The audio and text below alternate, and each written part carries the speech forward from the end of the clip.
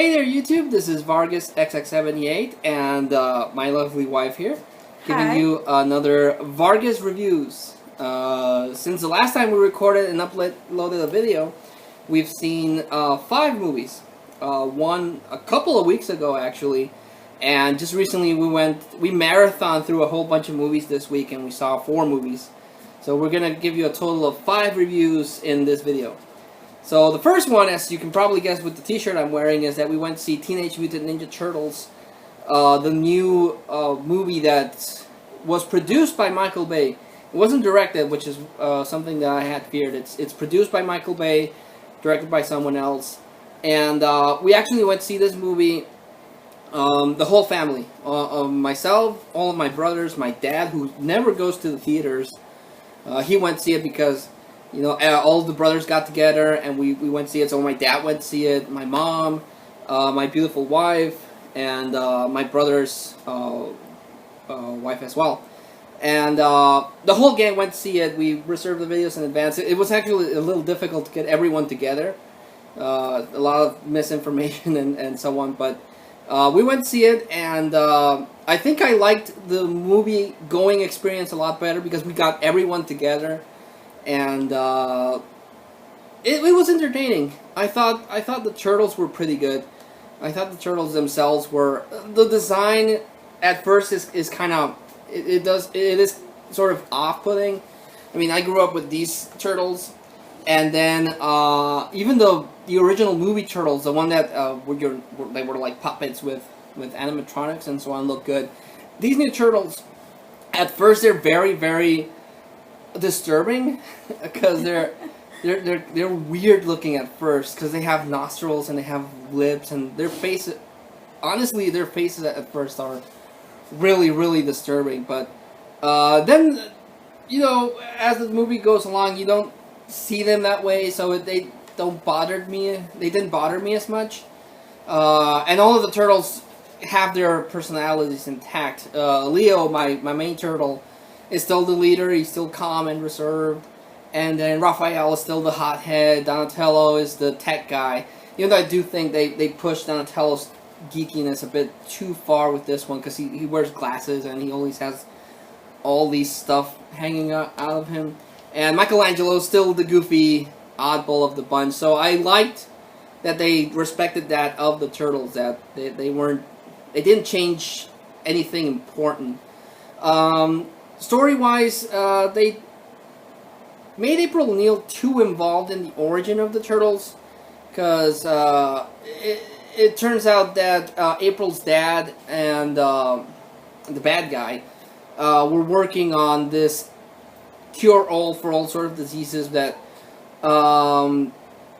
April was part of it. And they basically get 4 test turtles and a rat, and they're injecting them with the serum that's supposedly going to be the super cure for all of the world's diseases. But it turns out that the Shredder and the Foot Clan want that cure-all because they want to release a toxin into New York, and then they're going to use the mutagen that they developed to you know, sell it as a cure for the thing that they're releasing. But then April's dad finds out, so he tries to trash all the research, and April saves the 4 turtles and Splinter, and then, because April names the turtles and she names Splinter, so that's a big change from the original story, both in the comics, the cartoon, and even the original movies. So April's directly involved in both the naming of the turtles and their colors, and then, you know, saving the turtles. Since the turtles were experimented on with the serum, that's why they grow. They grow to, you know, human size. Splinter first, and then he takes care of the turtles. Splinter, by the way, is horrible in this movie. Honestly, his design is the worst of the whole movie. The design of the turtles grew on me, but Splinter's was horrible. It's the kind of thing you would see in a horror movie. Awful design on Splinter. And that's my main gripe. Well, there's another gripe, but the design of Splinter was just horrible. The other thing I didn't really like is that Splinter learned ninjutsu from a book that he found in the sewers, and then he supposedly taught himself, and then he taught the turtles. That I don't honestly. How much can you really learn from a book? That's something else I didn't like. But yeah, I didn't like that much. But April finds out that the turtles are alive and that she was directly involved in them, and her father, and the Shredder and the Foot Clan in this movie are like a terrorist organization. Like I said, they wanted to create this mutagen so they can find a cure, because their whole evil plan is that they're going to release this bioweapon in New York and infect everyone, and then make a bunch of money selling the antidote. So that's the storyline, and that which brings me to the other thing I didn't really like is the design of the Shredder, which is something I was concerned about since I saw the trailer where he is in front of Splinter, and then he pops his claws, and then he pops all these crazy looking knives. The Swiss Army Shredder's what I've been calling him to everyone when I talk about the movie. I didn't like Shredder's design. James Rolfe mentioned that if this battle armor would have been brought up at the end of the movie, like an upgrade, that would have made more sense. But right off the bat, the first time you see Shredder in armor, he has all these ridiculous knives popping out of him. But that being said, the fight I thought was pretty good. The fight with the Turtles and Shredder. The action I thought was pretty good. It was pretty fast-paced. Unlike the Transformers movie, I liked how the action played out. It was fast, but not too fast, and you could see what was going on. So I liked, again, the interactions between the Turtles. I think Megan Fox was passable. She didn't really think Megan Fox did. She's not a good actress. Yeah, she thinks it's the same character that she played in the two Transformers movie. I think maybe it's because they gave her a little bit more to do. I think maybe that's why I wasn't bothered with her that much. I didn't think she did I don't think she did a good job, but I don't think she did that terrible. Like I said, the Turtles, all four Turtles, I liked. They definitely focused more on Raphael. He has a really big character developed moment near the end where he's sharing this moment with his brothers, and that's what I loved about this movie. I've heard a lot of people talk badly about it, but the thing that I liked about this movie is the same thing that I liked about the original movie, and the same thing I've liked throughout all the cartoon series is that it's about family and their brothership. Like I said, I've always shared a good relationship with my brothers, and that's why we're the Turtles, and that's something that I really liked about this movie. And again, it was the movie-going experience because I was able to get together with my brothers and see the movie like we did back when we were all younger. So yeah, you might have heard that this movie is pretty bad from other people, but for me, it was entertaining. It has issues. Definitely has issues. That horrible Splinter design, the Shredder, and the brilliant plan that the Foot Clan had. It has issues, but all in all, I don't regret watching it. It was a good movie experience. There are the Turtles themselves, which is something that I was worried about. They respected the Turtles, so yeah, I gave it a score of 9, because in Facebook I tend to post movie reviews after I watch them, so I gave it a 9, and I gave it like 1,000,000 points because of the movie experience. It really meant a lot to me to go see the Turtles with my brothers, my wife, and everyone in the family. So that alone gave it 1,000,000 points in my book. Best movie experience. Well, I've had a lot of really awesome movie experiences with my wife, by myself, and with my family. But having everyone there together, if nothing else, this movie did that. It brought everyone together. So I enjoyed it. I liked Ninja Turtles a lot. So yeah, that was the movie that I was really scared that they would mess it up. Some things they did, the other things it worked so well. So yeah, Ninja Turtles was really cool in my book. And I still have turtle fever. I still want to buy everything that I can that has the turtles in it. So yeah, that was one. This week we marathoned through a whole bunch of movies that came out. The first movie that we went to see was Hercules, starring the People's Champ, the Great One, The Rock, Dwayne Johnson, and we saw the trailer, and I honestly thought they were just gonna retread the whole Hercules legend that, you know, he killed the lion and he killed the boar and he cleaned the stables, like you know, the Disney cartoon. I thought they were gonna do that, but this movie actually surprised me because they say that basically all of that is just something that someone made up to make Hercules into this, you know, super character, because he walks around with a group of mercenaries. That's basically what Hercules is. He's a mercenary. He does odd jobs for gold. He does have a tragic story, because I was actually explaining this to her that I remember in old Hercules legend that he went crazy because of Hera, the queen of the gods, and he was thrown into this berserker rage and he killed his whole family, which is what happens here. His family and his son, his wife and his sons get killed, and you know, everyone blames Hercules, like in the legend that I knew of. So he's a feared character because everyone, the legend that one of his teammates has made up for him, that he's the son of Zeus and that you know, he's indestructible. But honestly, a lot of that is because of his mercenary group. They help him out in a lot of missions. So one king hires Hercules and his mercenary group to help him stop this bad guy that's ransacking the kingdom and burning houses and killing his subjects. So Hercules helps him out. He trains his army. Hercules is still strong. They don't kind of dwell on that much. Is he really the son of Zeus?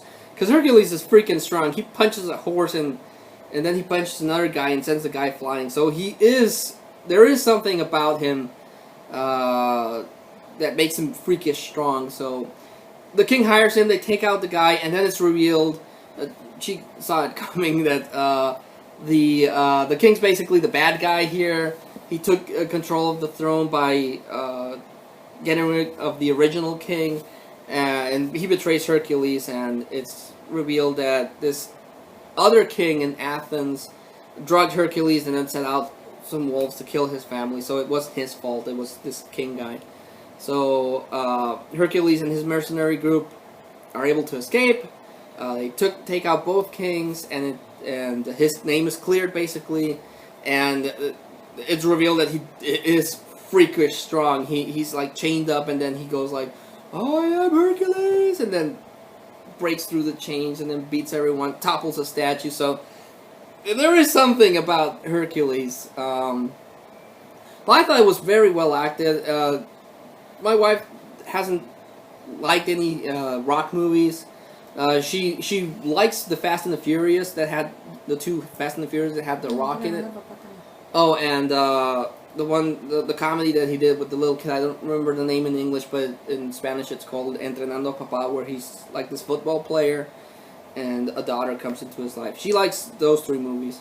I like The Rock. I've liked The Rock since wrestling. He's very charismatic. He is imposing. He does have an imposing presence about him. I've liked his acting since he's not the best actor, but as an action actor, he's pretty good. I liked him in The Scorpion King. I liked him in G.I. Joe. Thank you, G.I. Joe. So I like him as an action star. So he did I thought he did a really good job here. And everyone else, she was surprised because the Romeo in Love guy was there. Just, oh, Romeo. He was the evil king from Athens. I don't remember his name. Shakespeare. Shakespeare in Love.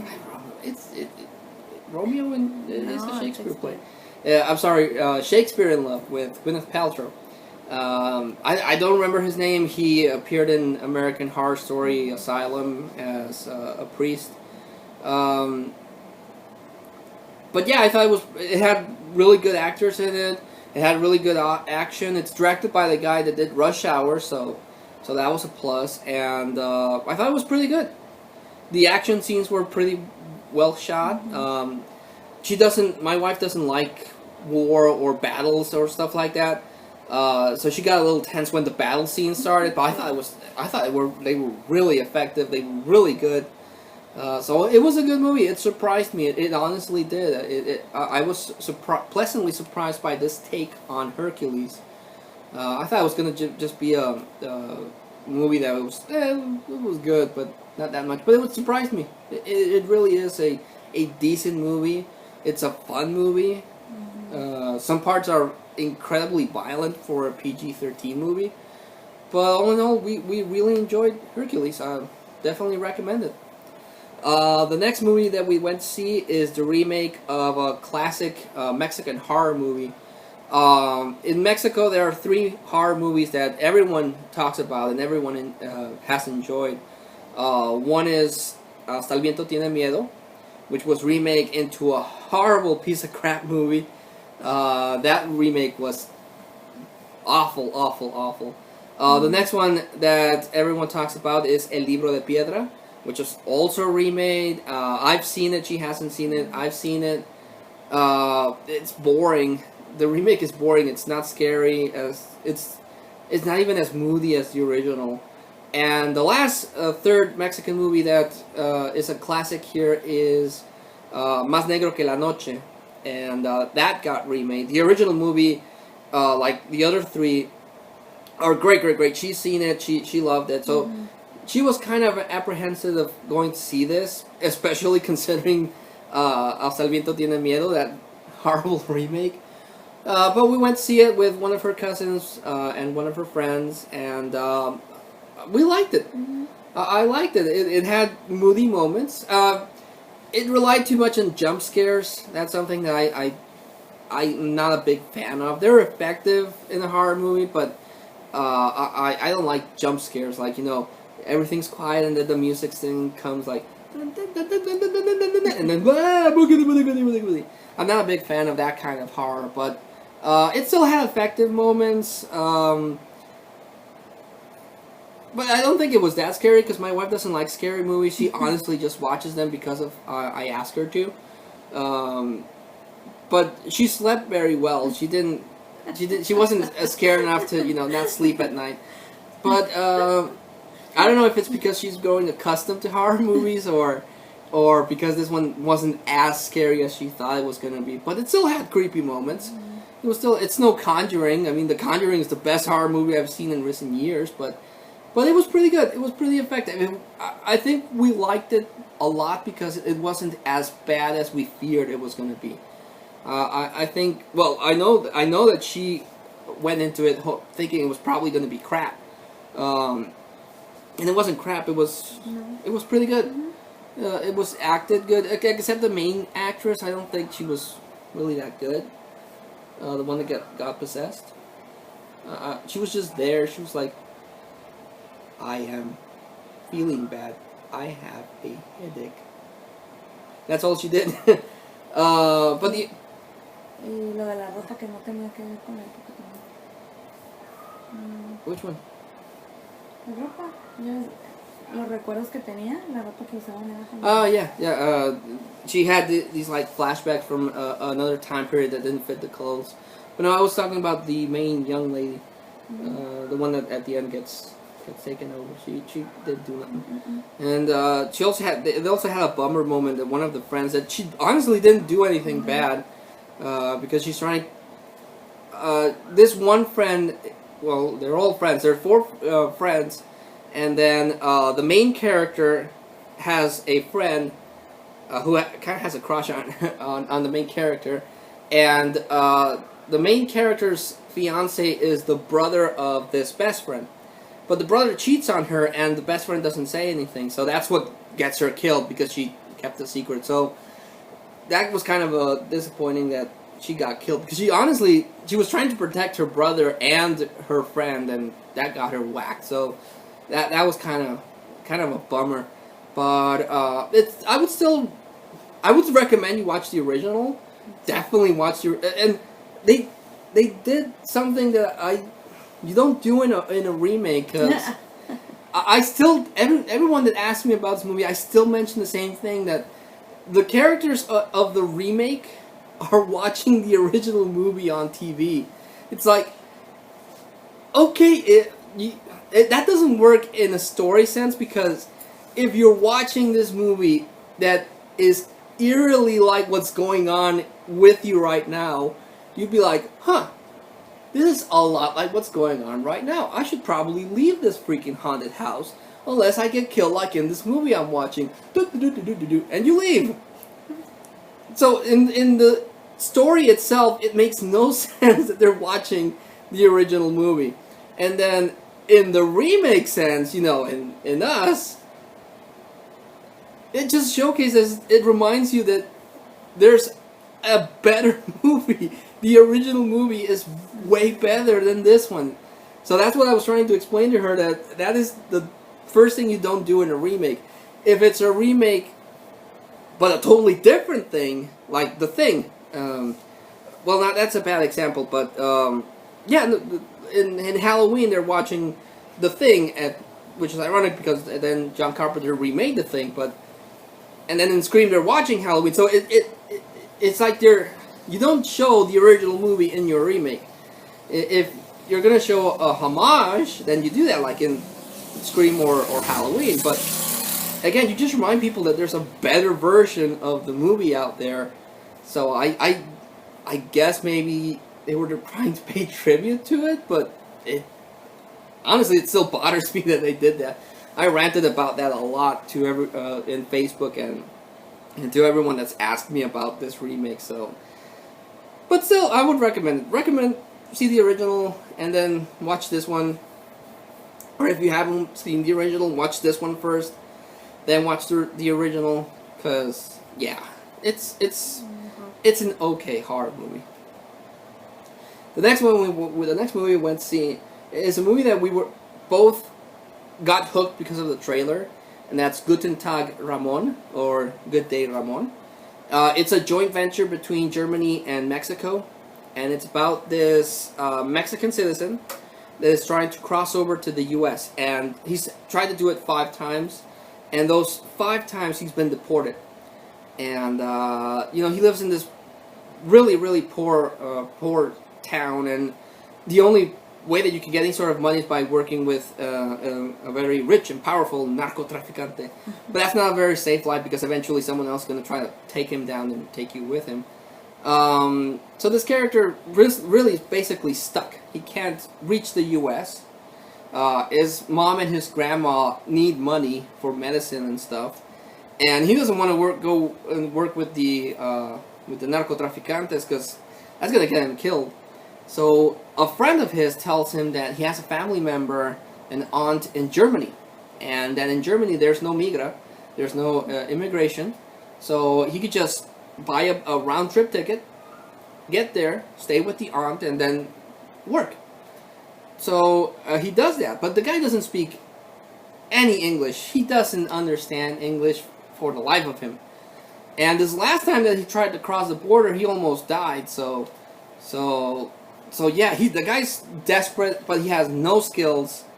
He has a kind heart. That's his big thing. He has a kind heart, but he has no skills. Can't speak English.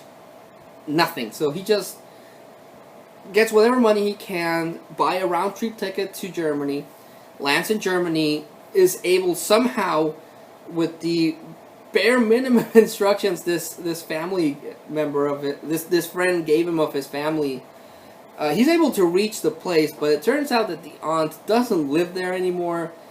So the guy basically tells him that, buzz off, she doesn't live here anymore. He doesn't know what happened. And so he basically lives on the streets. And Germany is freaking cold by the looks of it. I've never been to Germany. She's never been to Germany. I've seen movies in Germany, so I know it's cold, but seeing this poor guy freeze to death looks like it's really, really cold. So that's when I started thinking that this was going to be like The Pursuit of Happiness, where you just see this poor bastard freeze to death, starve, and he's like, I thought it was going to be one of those downer movies, which is not what the trailer sold us, but he does little things. He gets a little bit of money because he's asking for money outside of this little convenience store, and then this old guy asks him for help, and then he gets a little bit of money to buy stuff like that. Then he had his passport and his return ticket, which he couldn't catch because he bought it. He bought the return flight like in a certain period of time, so I guess he wouldn't get in trouble. He had it on a backpack, and then when he went to sleep in the train station, someone stole it.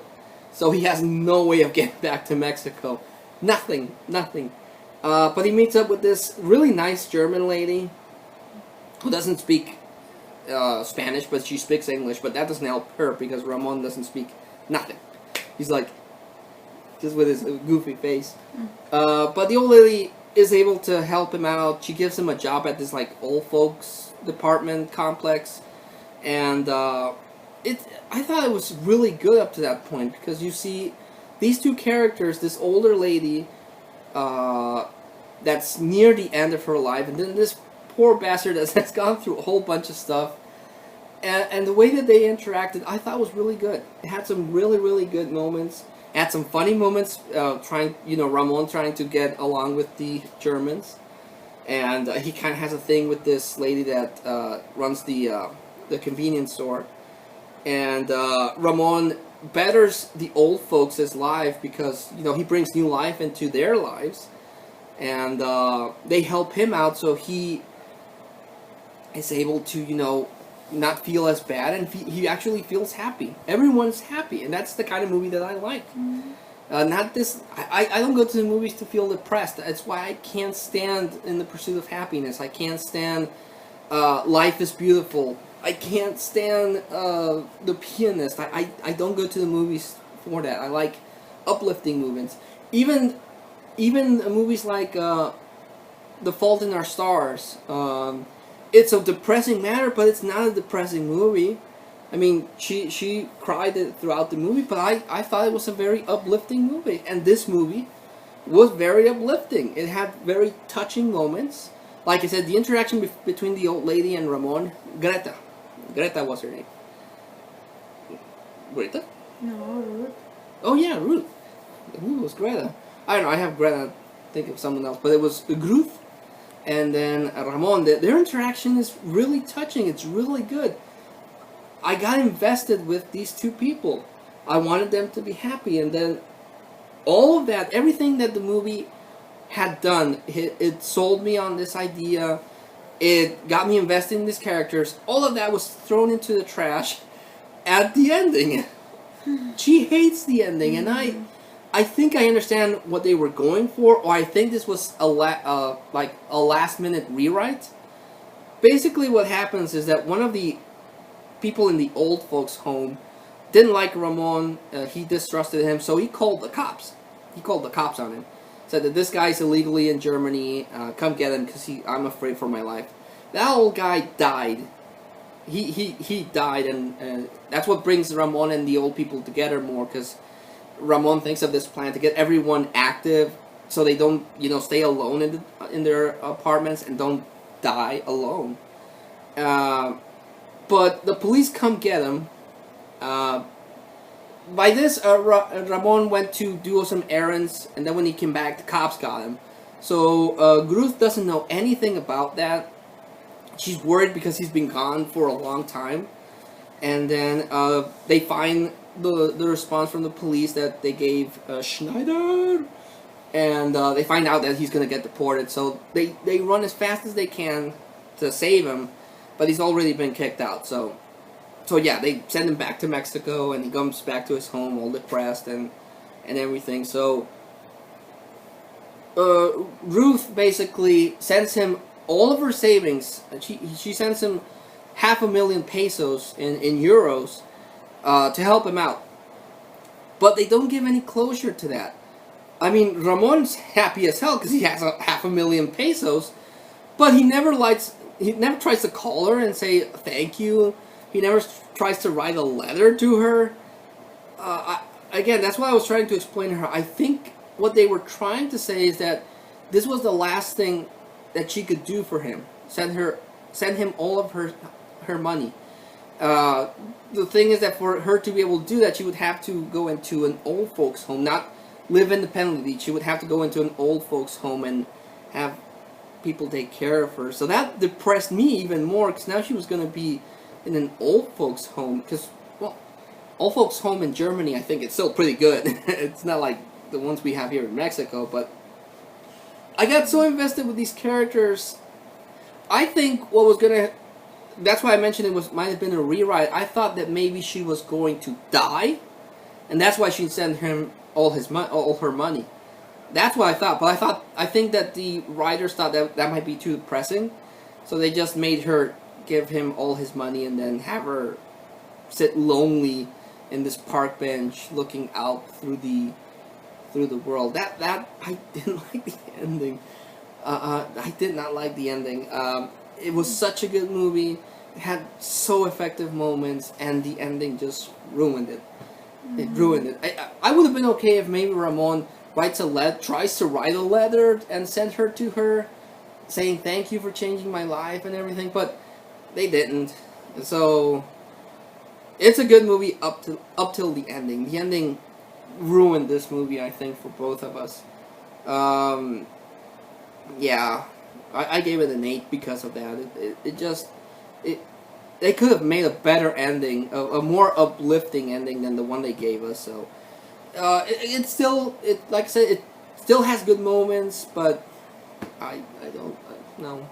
The ending literally killed this movie for us.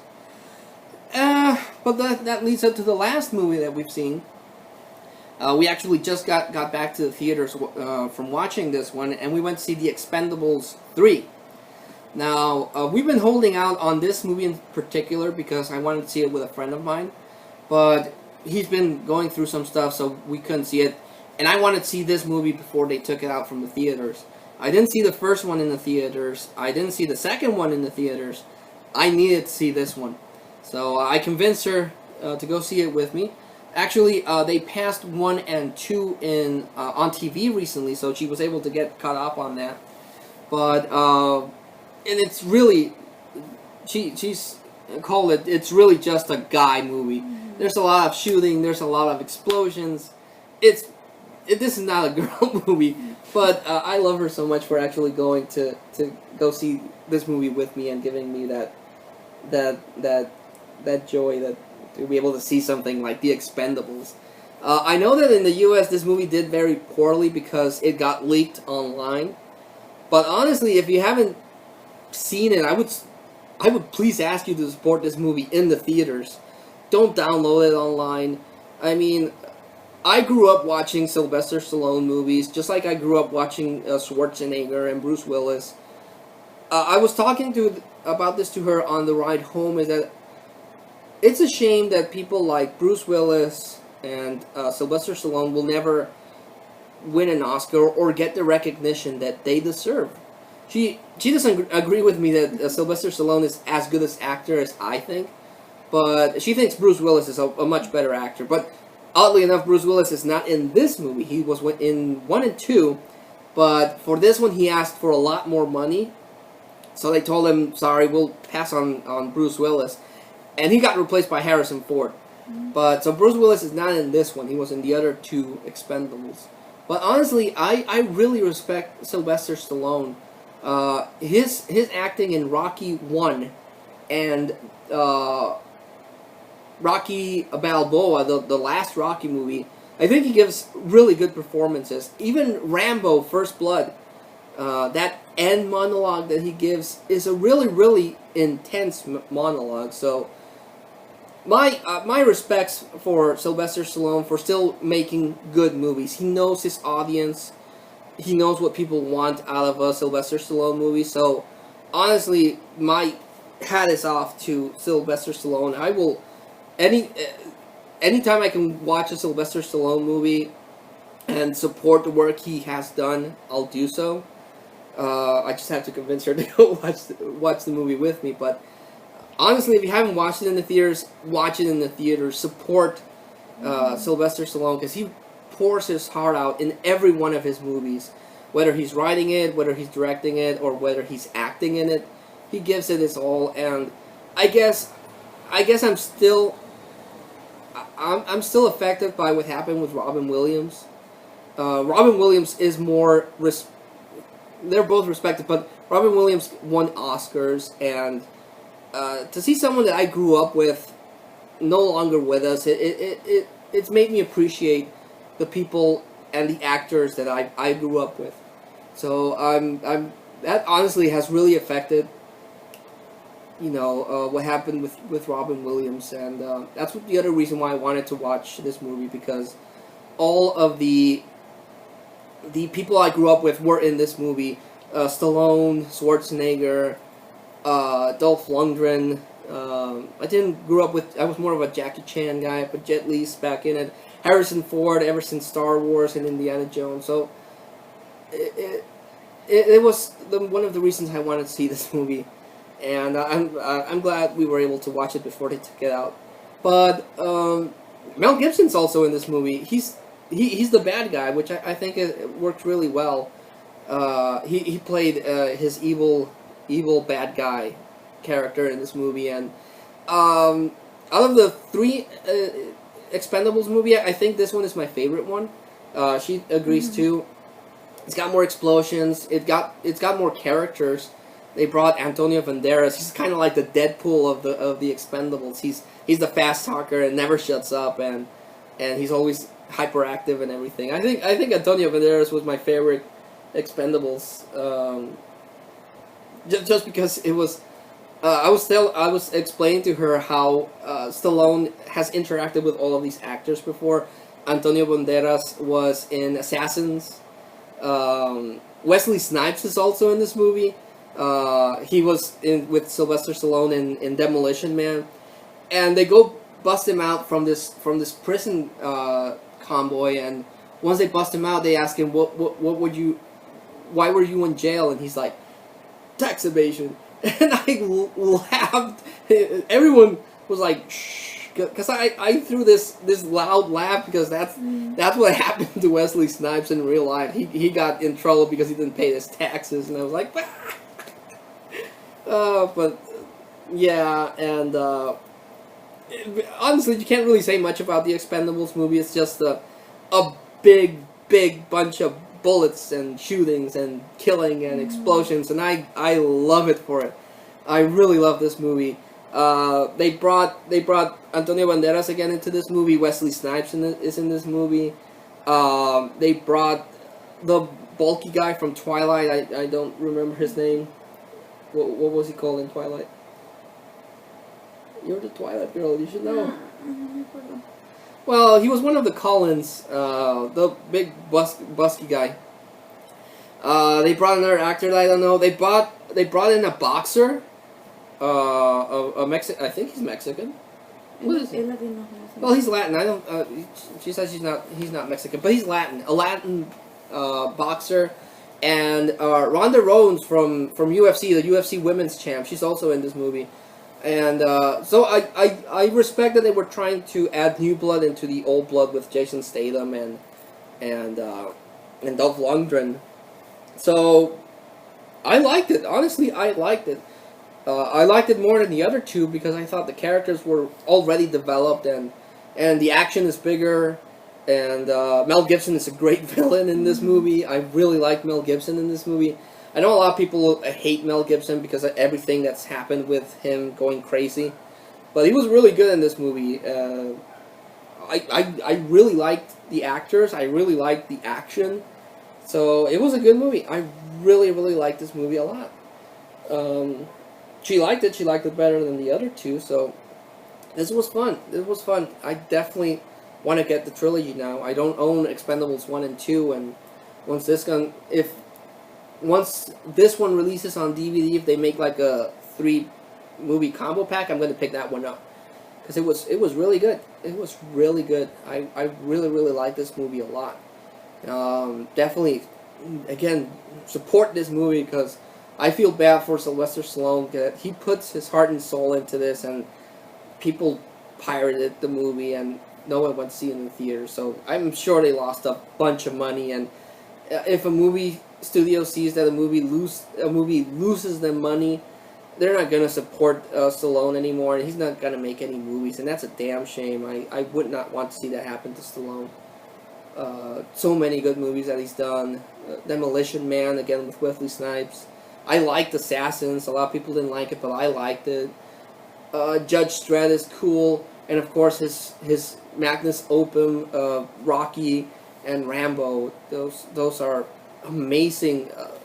Except Rocky 5. I don't like Rocky 5, but Rocky 1 to 4 and then Rocky Balboa are good. All the Rambo movies are good. So honestly, support poor Stallone. He gives you so much. He's given the world so much action and so much fun that honestly, I wish people would acknowledge him. Damn it. But yeah, Expendables 3 was really good. I really liked it. I needed to see a movie like this with just stupid. Well, it's not stupid because it has a story, but just things blowing up. As a guy, there's nothing more fulfilling to me to see a bunch of guys blow stuff up and kill the bad guys. That is fun. That's the reason why I go to see the movies, to see shit blow up. So that was pretty good. So yeah, that was we've been talking for 40 minutes now, but that was the 5 movies that went to see. Out of those 5, movie-wise, the movie experience, I'll stick with Ninja Turtles. I really liked the Ninja Turtles experience. I'm so happy that I was able to share this with my wife and my brothers. And out of the other movies, I enjoyed the Expendables. I would have put Guten Tag Ramon as my favorite movie, if not for the ending. The ending literally killed that movie for us. So I'm going to stick with Expendables 3. I had a blast in Expendables 3. It was so much fun. She didn't enjoy it as much as I did, but she had fun too. She liked it. So yeah, I'm going to go with, movie-wise, The Turtles. Favorite movie overall, Expendables 3. Don't regret watching that movie. I'll definitely buy it once it comes out on DVD. But, like I said, I've been talking for 40 minutes, so I know a lot of people don't like really long videos, so if you stayed through us till the end, we greatly appreciate it. Each view and each comment is very much appreciated, because I'm trying to get my wife into the YouTube world, so don't make her sad by not watching our videos. Watch our videos. Make her happy, because if she sees a good feedback on our videos, I'm going to convince her to appear on more of them. I'm going to make you a YouTube star. You'll see. But thank you again for watching. This is Vargas XX78 and his beautiful wife. Thanking everyone there in YouTube land, and until I see you again, bye-bye. Bye.